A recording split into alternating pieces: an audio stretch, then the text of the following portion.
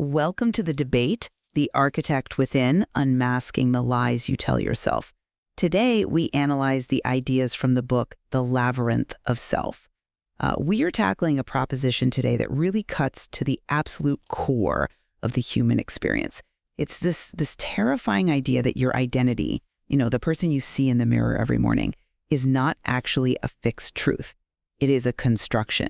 Right, a labyrinth? Exactly, a labyrinth, built by external forces, faulty memories, social conditioning, and the core argument we're examining today suggests that most of us are essentially sleepwalking. We're living a borrowed identity, and the only way to wake up is through a rigorous, almost aggressive psychological investigation. It is a really compelling, if slightly unsettling premise, but it brings us immediately to the central question of our discussion today.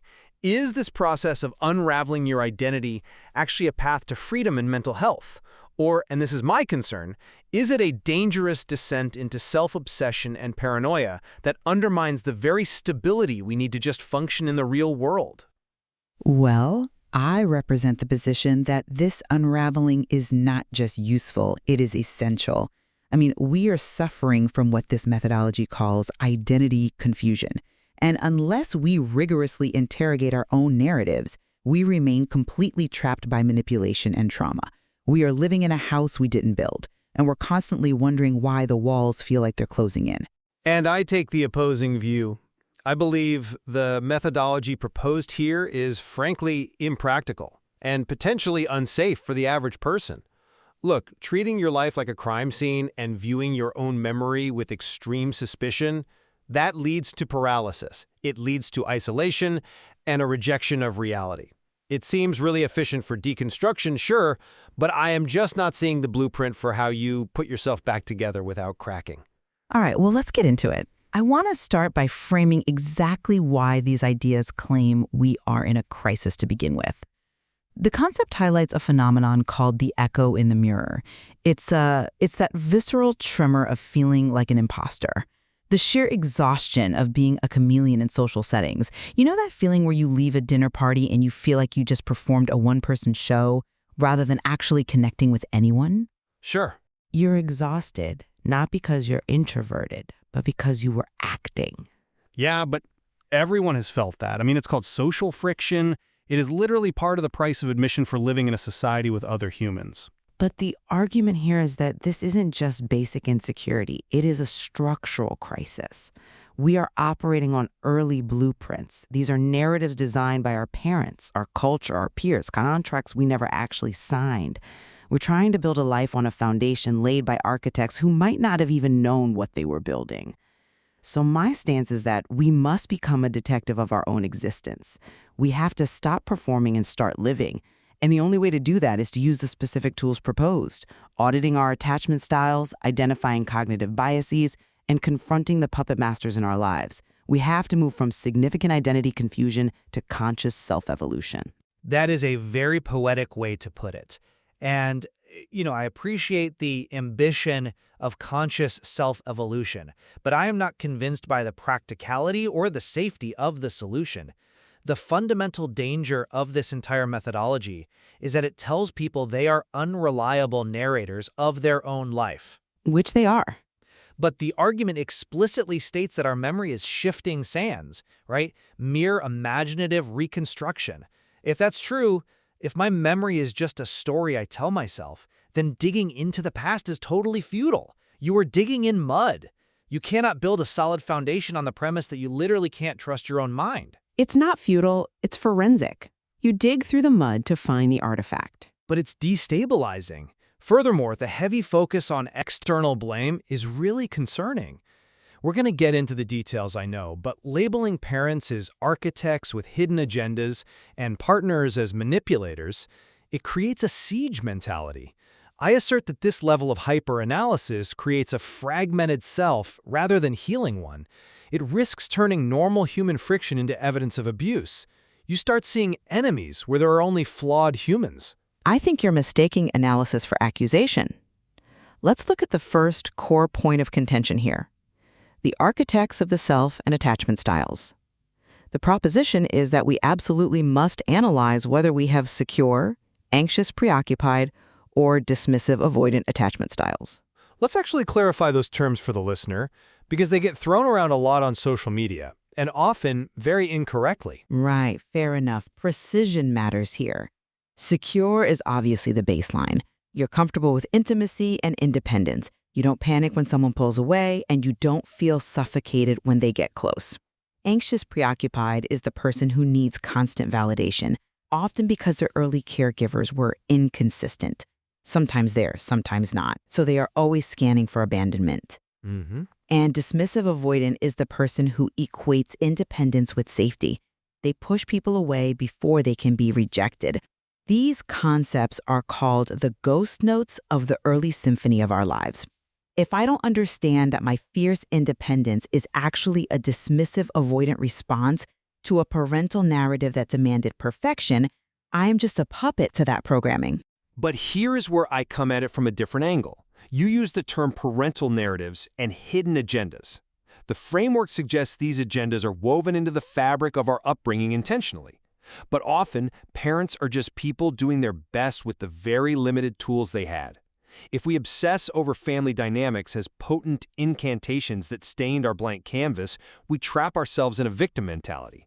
It pathologizes a normal upbringing. You aren't a puppet, you're just a person with a history. That's an interesting point, though. I would frame it differently. It is not about blame. It is strictly about clarity. The methodology explicitly acknowledges that these architects often had pure intentions, but the design they laid down creates the borrowed identity regardless of intention. Okay, can you give me a concrete example of how a pure intention becomes a toxic blueprint? Sure. Take the golden child narrative. A parent might push a child to be successful, responsible, the fixer of the family. The intention might be pure love or pride, but the result is a child who grows up believing their worth is entirely conditional on their utility to others. If I am living to satisfy a parental narrative that I must be the responsible one, I am denying my authentic self. We need to see the ghost notes not to hate the composer, but so we can write a new song. Ignoring the blueprint doesn't make it go away. It just means you keep building crooked walls. Fair enough. I see the utility in recognizing the pattern, but let's talk about the tools you're using to examine those walls. This brings us to the reliability of memory and the concept of the interrogation room, because this is exactly where the methodology loses me. Why? It is the most crucial step. You can't fix what you don't face. Because it undermines the only tool we have, our mind. The concepts claim our memory is subject to confirmation bias, seeking out info that supports our beliefs, and the fundamental attribution error, where we judge others' actions as character flaws, but our own as circumstantial. It literally says we are unreliable narrators. If my memory is that flawed, if it really is shifting sands, how on earth can I trust the evidence I gathered during this introspection? You are asking me to judge a case where the main witness, me, is a known liar. That is precisely the argument for the methodology. Because memory is flawed, because we constantly edit our past to fit our current mood, we need a rigorous structure. We can't just trust our gut. The gut is often just trauma disguised as intuition. We need the is this true test and structured introspection. Walk us through the is this true test, because in practice it sounds utterly exhausting. It's a filter. And yes, it takes effort. When a negative self-belief arises like, I am unlovable or I always mess things up, you don't just accept it as a fact. You interrogate it. You ask, is there undeniable evidence this is 100% true? You look for data points. You filter out the noise of hindsight bias. It's a way to fact-check your own brain. It essentially cognitive behavioral therapy principles applied to identity construction. I understand the mechanism, but I question the lifestyle. Living your life constantly asking, is this true, or am I reframing this, creates a paralyzing distance from reality. It turns the subject into a cold observer of their own life rather than a participant. You become a scientist observing a lab rat, but the rat is you. It seems like a recipe for anxiety, not relief. You're constantly second-guessing your own perception. Like, did I really feel that, or is that my avoidant attachment acting up? It kills all spontaneity. I would argue that we are already second-guessing ourselves. We just do it unconsciously and poorly. This makes the process conscious. We are already anxious, but this provides a map for the anxiety. But look, I want to pivot to where this gets interpersonal. Because the lab rat isn't alone in the cage. We have to talk about the puppet master. Yes. This is the part that worries me the most regarding social cohesion. It shouldn't. It is critical self-defense. We need to unmask manipulation. The ideas highlight gaslighting, love bombing, and invalidation. These aren't just internet buzzwords. They are actual tactics that erode self-worth. Love bombing, overwhelming someone with affection to gain control, is real. Gaslighting, making someone question their sanity, is real. If we don't identify the puppet master, we just continue to dance on their strings. This advice provides a shield against toxic relationships. That is a compelling argument, and obviously real abuse exists. But have you considered the breadth of these definitions in the proposal? The framework encourages people to view simple disagreement or a lack of validation as reality distortion. No, it defines invalidation as dismissing or trivializing feelings. That is highly specific. But in practice, human relationships are messy. If I tell my partner, hey, I don't think that happened the way you remember it, under this framework, I am potentially a puppet master engaging in gaslighting. This breeds paranoia. If everyone is a potential puppet master and every disagreement is an attempt to erode my reality, we end up in the exact isolation trap the material warns against, except we put ourselves there. We weaponize therapy language to win arguments. It becomes about power, not connection. I'm just not convinced by that line of reasoning because it completely ignores the implementation roadmap. The concepts clearly distinguish between maladaptive avoidance, which is what you're describing, just cutting people off, and adaptive mindfulness. Setting boundaries isn't about building walls to keep everyone out.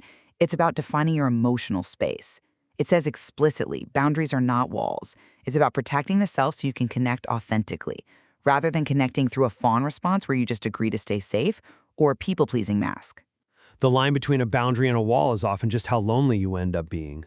But let's look at a different kind of puppet master, one we can perhaps agree on a bit more easily. The digital doppelganger. Yes, identity in the age of screens. This is honestly one of the strongest arguments presented. The advice here is to perform a digital audit and curate your feed. My critique isn't that this is wrong, but that it's basic.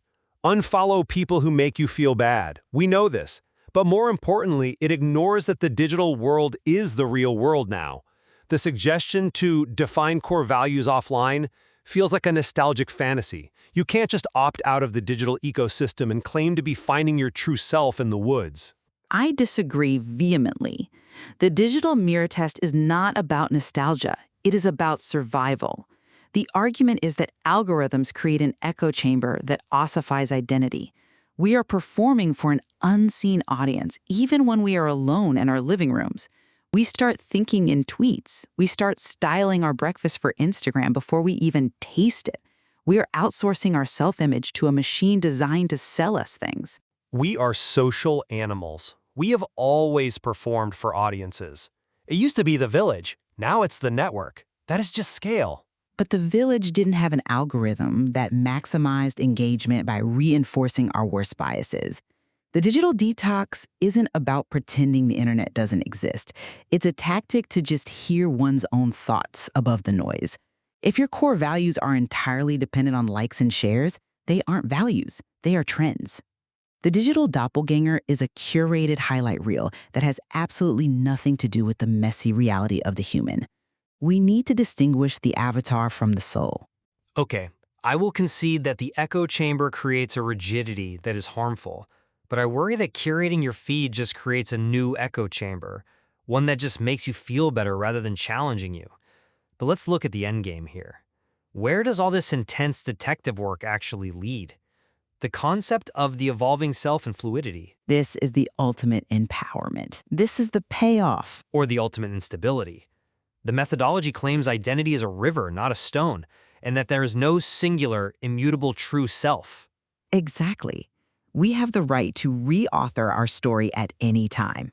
We are not bound by the past. Right, but if there is no true self defined, then what have we been digging for this whole time?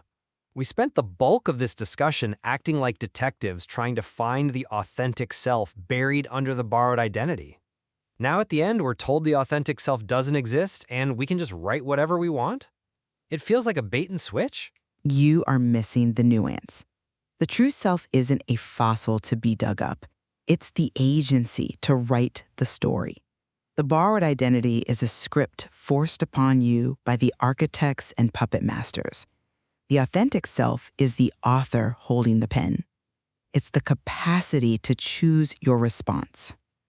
To me, reauthoring sounds like a fancy way of saying faking it until you make it, just with a different script. It feels like replacing one mask with another. If I decide today that my narrative is that I am a bold adventurer, but I've spent 30 years being completely risk-averse, am I reauthoring or am I just delusional? You are engaging in conscious self-evolution. It is not about delusion. It is about alignment.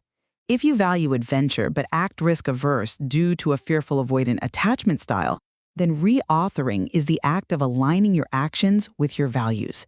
It is moving from identity dissonance, where your actions don't match your soul, to authentic connection. Or it's a constant state of flux where you never actually settle into who you are because you're too busy editing the manuscript. It sounds exhausting. But that is the beauty of it. The story never ends. Let's bring this to a close.